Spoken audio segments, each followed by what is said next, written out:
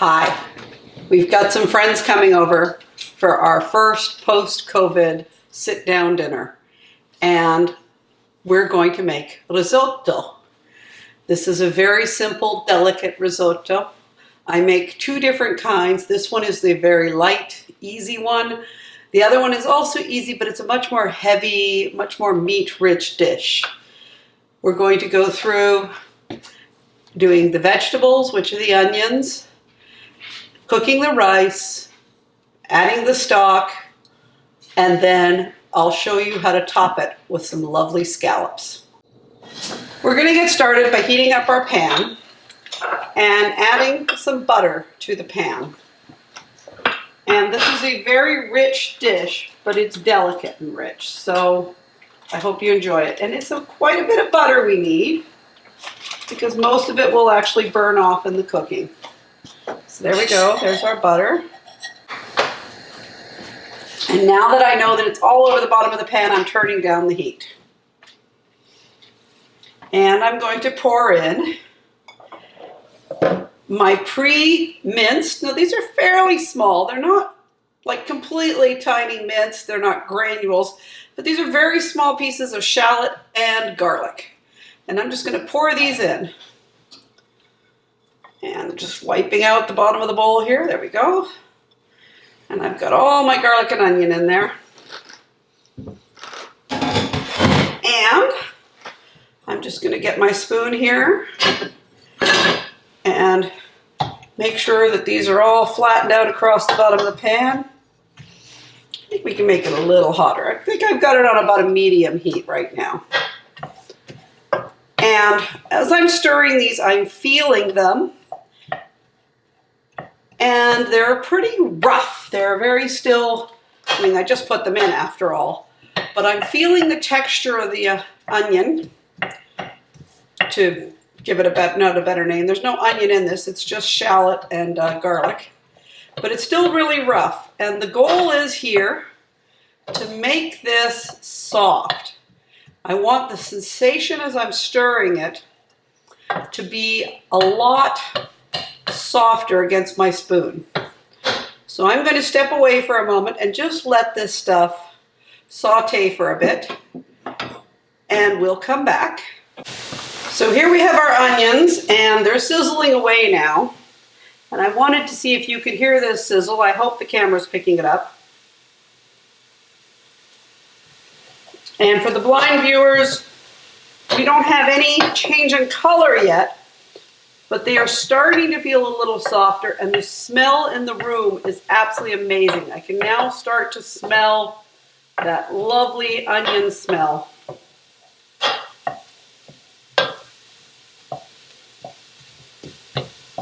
And now they're starting to feel a little smoother against my spoon, but they're still, as the spoon hits them, very rough. And I can actually check them on my spoon and see that they're not soft yet. We want these fairly soft, but we don't want them browned or carameled.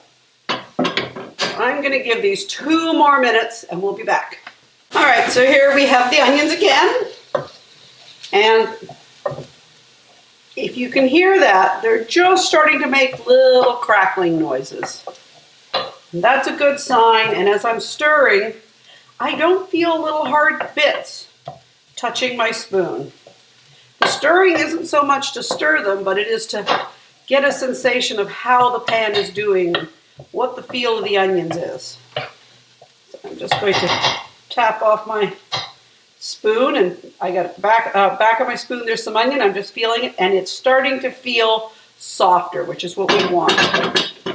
The sighted people will say that this is a translucent onion right now, and that's the phase we want.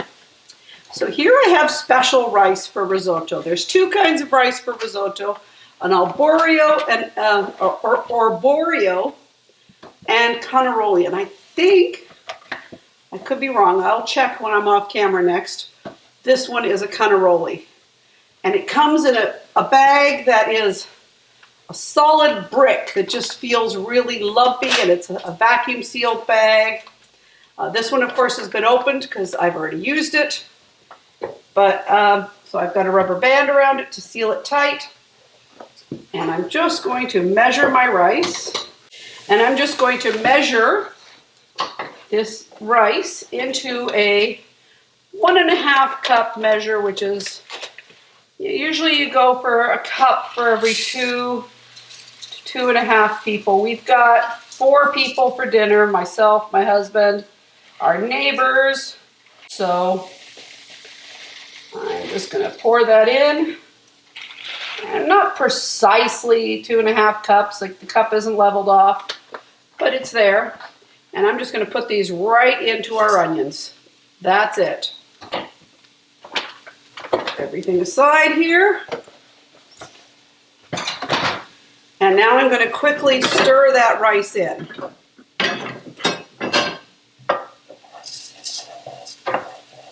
And you can hear the rice as it's hitting the pan.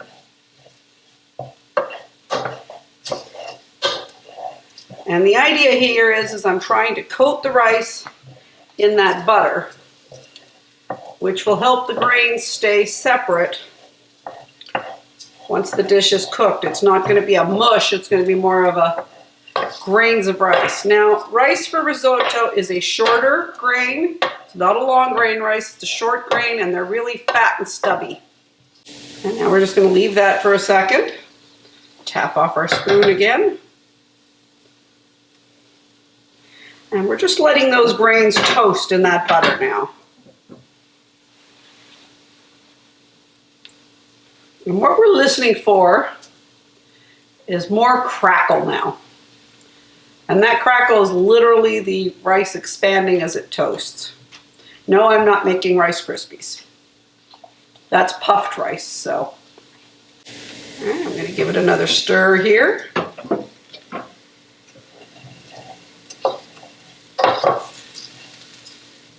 Oh, there you go. Can you hear that? I just broke up a big lump of rice and it's now all crackling in the pan.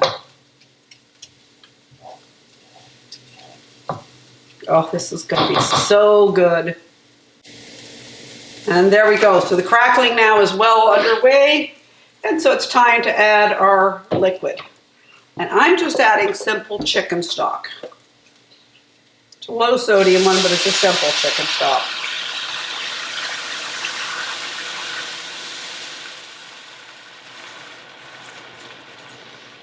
I'm not sure the camera caught all the steam that was coming up there because the pan was really hot and my stock is cold. Some people like to preheat the stock. I don't mind putting it in cold. I find it doesn't make any difference. Some people say it makes the dish go faster. I would tend to disagree. So that was about 1/2 liter of stock because it was an open one. I'm going to wait for this liter to boil up, or 1/2 liter to boil up. And then I'm going to add our second one. And this is going to come to a boil really quickly. It's almost there already. Okay, I'm just going to stir us one more time. Stirring is a really important part of risotto. It's also your way to make sure that it's not burning to the bottom of the pan. If you'd like to see me make my mother's version of this, which is a tomato sauce beefy one, it's the very heavy one I mentioned, please leave comments for me. All right, so that is now come up to temperature. I'm going to put another 1/2 container in. And again, I'm going to let it come up to temperature before I add the last container, last part of the container. So our pan is boiling away really nicely here. Just going to stir it up. That's lovely. And I'm going to pour in our last little bit of chicken stock.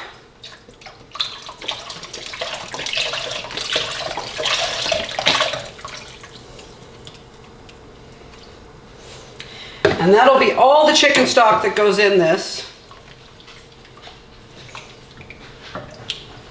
You could just do water. I prefer chicken stock because I think it gives it a richer flavor.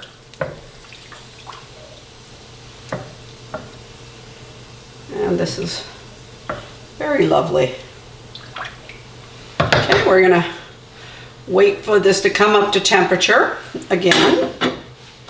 And then we're gonna add some cauliflower. You can add any vegetable that you prefer to this. Asparagus. I craved cauliflower, so I'm adding cauliflower. And I've just got the bowl of cauliflower here in my hand, and I'm just going through and making sure that the florets of the cauliflower are fairly small. We don't want anything very big in this dish. And so we're taking a piece that's about the size of 2 fingers and literally breaking it in half. Breaking the head part in half. Here's another big piece.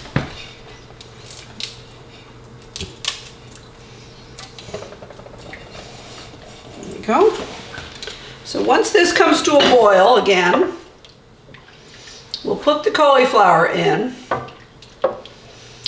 and then we will put a lid on this and leave it fairly low. I'm bringing the temperature below medium once I do that, and come back in 10 minutes.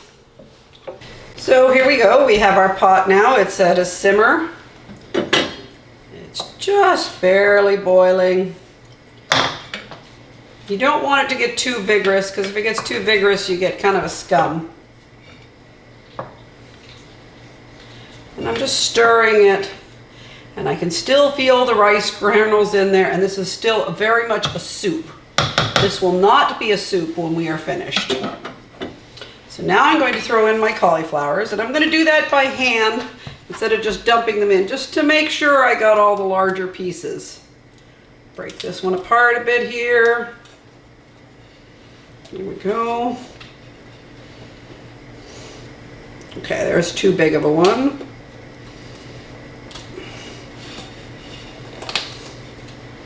There we go.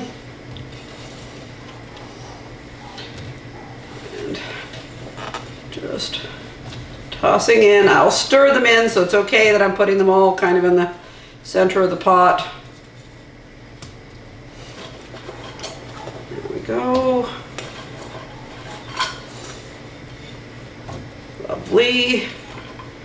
All right, so some really big pieces here that I'm going to need both hands to break apart. Of course, the bottom of the bowl always has big pieces in it. You could do this with a knife, but why?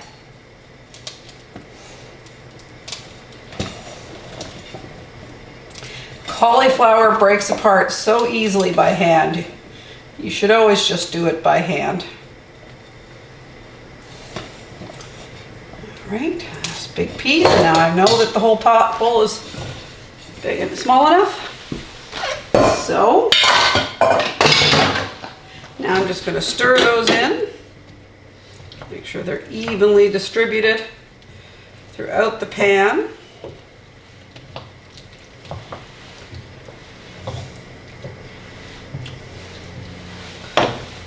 There we go. All right. So now we're going to cover this for 10 minutes, and then we'll come back and make it creamy. All right, welcome back. So when I lifted the lid, the room got filled with the smell of cauliflower. This is now a much, much thicker dish. I'm having problems moving my spoon through completely. And I'm just checking the entire bottom of the pan to make sure it's not sticking, and it is not. So the rice has started to swell here, which is a good thing. We want almost all the liquid that's in this pan to be absorbed. And the reason I'm taking the lid off is to give the steam also a bit of a chance to escape. We wanted it to steam the rice at first, but we also don't want to force all that liquid into the rice. So I'm just moving my spoon across the top here. We got a little bit of liquid with nothing in it there, and I'm just evenly distributing everything throughout the pan. All right, so we're gonna leave the lid off for a little bit. When this liquid is almost completely absorbed, we'll come back and add our cream. But in the meantime, I'm actually going to add the other seasonings. We're going to put a little bit of pepper. And not as much as I normally do because, again, we want this to be a fairly delicate dish, but we want to taste the pepper. And I'll just pull my salt shaker out here. And no measurement, but I'm just taking a very large pinch. 1, 2. And we'll taste that in a while and see how it tastes. Adding that salt now will also lower the boiling point of this. So it's really important to get that mixed in now. There we go. Oh, this is going to be such a delicious dish. You can use mushrooms. If you use mushrooms, I would put them in at this stage, not before putting the lid on, because you don't want the mushrooms to be overcooked. I've used asparagus, I've used delicata squash, I've used several different vegetables.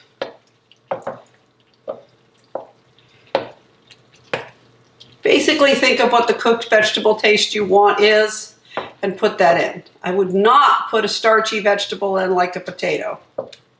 And that rice is expanding really nicely, quite deliciously. Let's see if we can get a taste of this. Delicious. That's enough salt. The rice is still a little crunchy, but it's doing very well.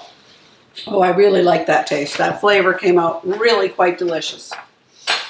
Now I'm going to put in a teaspoon of paprika, one of my other favorite spices. And normally I put a lot of paprika in, but I'm going to just take it easy this time. I'm going to make sure to have only a teaspoon. Not a heaping one. There we go. Put that in our pan and that's it. All right, stir all that in.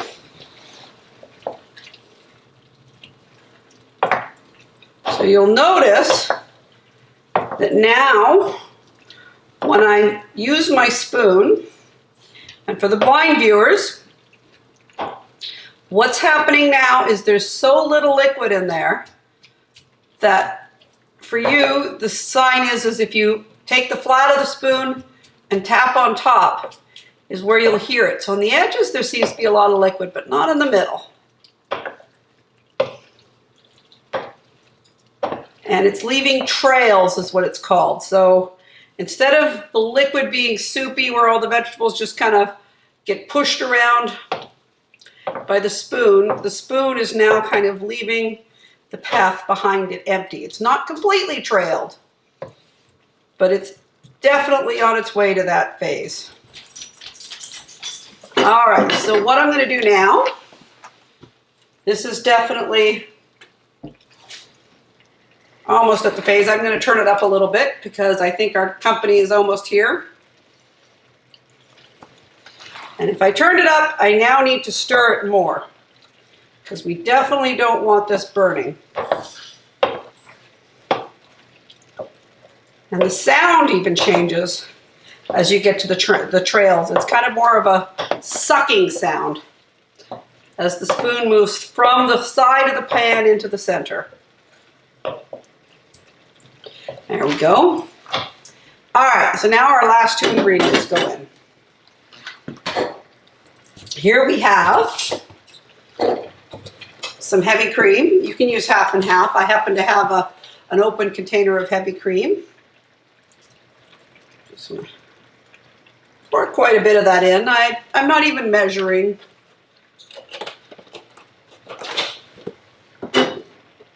And the pan is so hot right now that did not reduce the temperature enough to stop the boiling.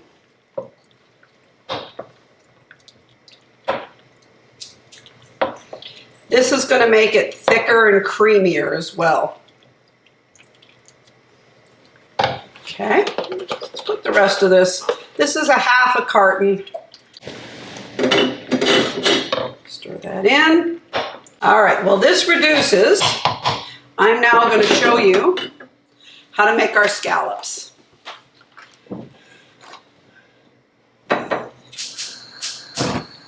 So I have a cast iron pan here on the burner, my smaller cast iron pan, and I turned the heat on it underneath it on high. And I'm just going to spray some cooking oil in the pan, just very little. Just enough to get a shimmer in the pan for the sighted audiences. Blind people, really, I just sprayed it barely. And now I'm waiting for this to come up to temperature. And what I want is my hand about 10 inches above the pan to be uncomfortably hot. Let that keep coming up to temperature. I'm going to stir my risotto again here. I'm wondering if you can hear that sucking sound. It's quite thick now. It's still pretty liquidy. But the longer I leave this, the more that liquid gets absorbed. If I put too much liquid in, it's going to become mush. Let's hope we didn't put too much liquid in.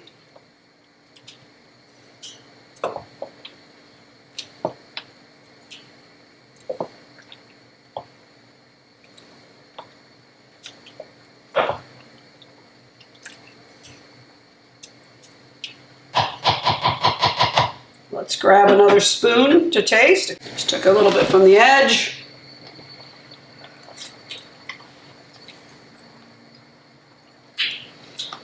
Oh, I'm so happy with that. That's really good. And again, our rice is still just a little crunchy. Checking the temperature of our pan here. Excellent. So that is now hot and ready to go. I'm stepping aside to grab. I'm going to just cook up 2 scallops for you for now, just to show you how they work. And these are just frozen scallops from Costco, and I'm literally just being very careful and tossing them into the pan. And you immediately heard them crackle.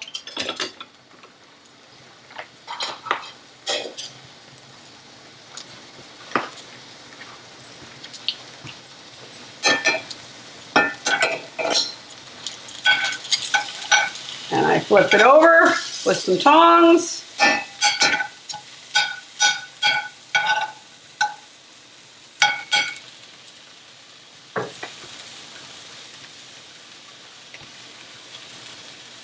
And that immediately brought the heat down a little bit. We don't want to bring the heat down. We want it on high for this whole process.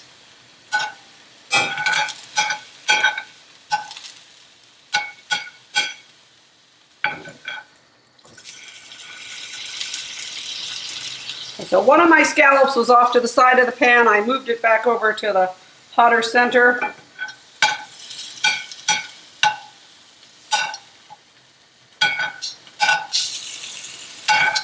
And I'm just pinching them to flip them over.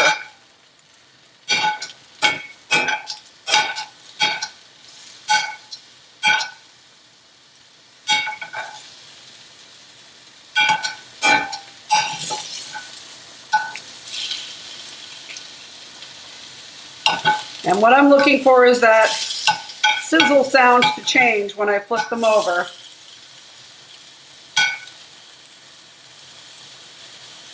Dwight is now standing next to me because he thinks dogs deserve scallops. I don't think so. All right, I think these scallops are done. Leave them for just 1 second longer while I grab a plate.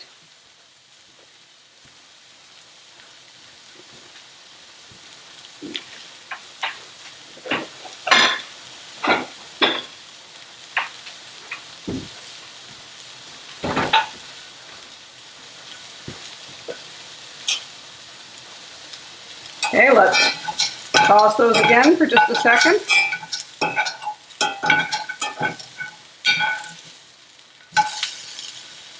These are done, so I'm just going to put them in my plate.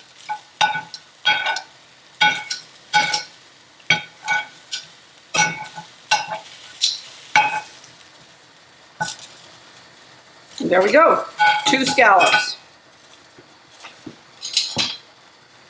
Turn my burner off there. And these have split a little. They're delicious. They're not quite cooked through, but that's actually the way we like them. You could cook these a little better if you want them, but I find they get too tough. What I normally do is I cook them right before serving the risotto and put them on top of everyone's plate. So I am just going to try one of these now that it's had a moment to cool, and let's try this one here. I think that first one was not delicious. Absolutely delicious. Let's check our rice here. Oh yes. It is now bubbling quite aggressively, and it may start to stick a little bit.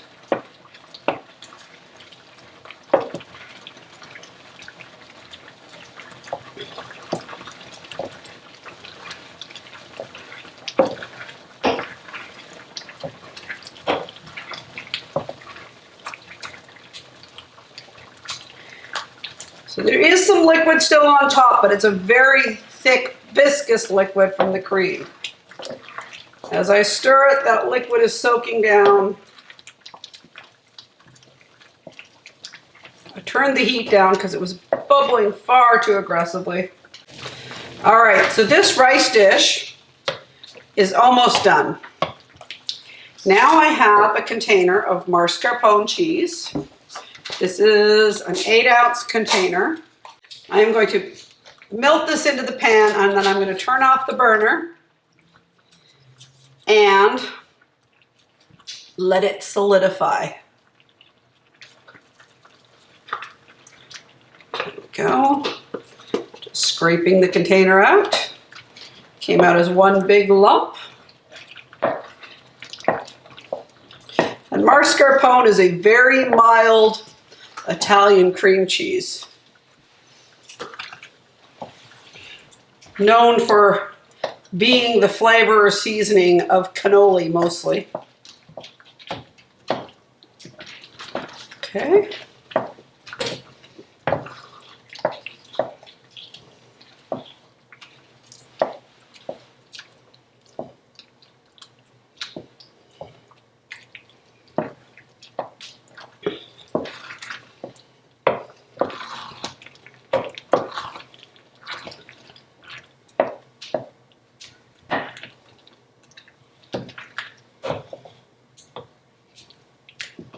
There we go. That is our risotto. I plan to have a very good meal with my friends tonight. Take care, and we'll see you next time. Don't forget to subscribe and like the video, and tell us what else you want you to cook. If you want to see my mother's beef risotto, please let me know.